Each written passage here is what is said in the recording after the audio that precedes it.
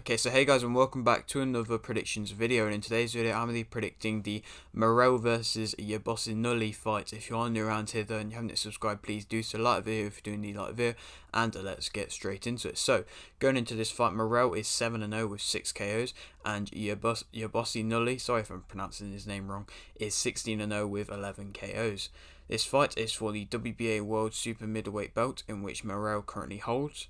Morrell's last fight was a win via TKO in round 4 versus Henderson, and Yerbossynuly's last fight was a win via KO in round 10 versus Allen in December of last year, and so he hasn't had an 11-month layoff.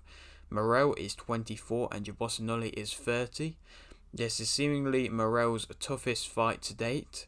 This is Morrell's 4th world title fight compared to this being Yerbossynuly's 1st. Morrell is a fast and powerful puncher, which seemingly from his record has been relatively fast-tracked to a world title fight, as I believe he only had an interim title fight and it's like a second fight or something, but he is doing very well, and like I said, he's got the 4 defenses already. Morrell does come in a bit recklessly at times in his fight, and so Yerbossynuly is going to have to counter punch and hope to be able to catch him if he does that, for him to maybe be able to get the victory. Morrell is the favourite for this fight, and I think that Morrell will win via KO in round 4. I think Morrell is levelling up quite quickly, very quickly really, but I think it's gonna be a very good test for him, and I think he'll be able to pass. I believe that he can keep going on and be the hype train that I suppose he is in a way. I mean, I don't know a load about him, but I mean, if he's doing what he's doing and he's only 7-0, it's very impressive, and so he definitely could just keep moving up the rankings relatively quickly, and you never know, it couldn't be too long until maybe he's fighting like a Canelo or somebody like that. I mean, he's in a very good weight division for it, and so for the next fights after this, I mean, I've said some quite bold options. I mean, you never know if these will actually happen or not, but I mean, the way that he is levelling up, like I've said, it definitely, could happen next.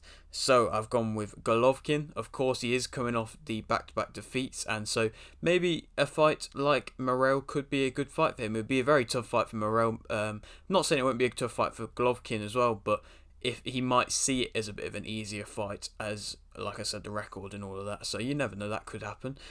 Andrade, another American fighter, that could definitely happen. And Plant's coming off a big win, and I mean, if he doesn't want to, I'm sure he wants to, but if he wants to get back to like world level title fights and can't fight Canelo next, then Morrell could be a good option for him, as like I said, he wants to get back to the world level, and so that's probably the easiest way to do so in that division, because it's just Canelo really, and Morrell's got the 1 belt.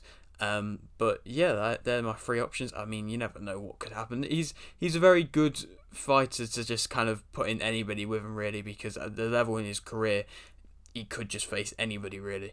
But yeah, that is it for today's video. Hope you did enjoy. Like the video if you didn't, like the video, subscribe if you are new, and thanks for watching.